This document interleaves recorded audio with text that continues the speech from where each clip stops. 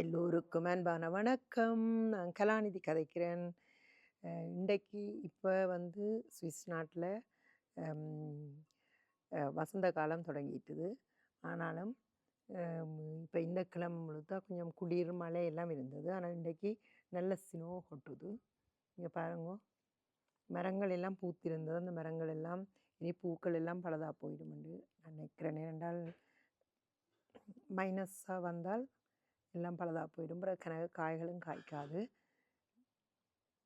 அதுதான் கொஞ்சம் கவலையாக இருக்குது.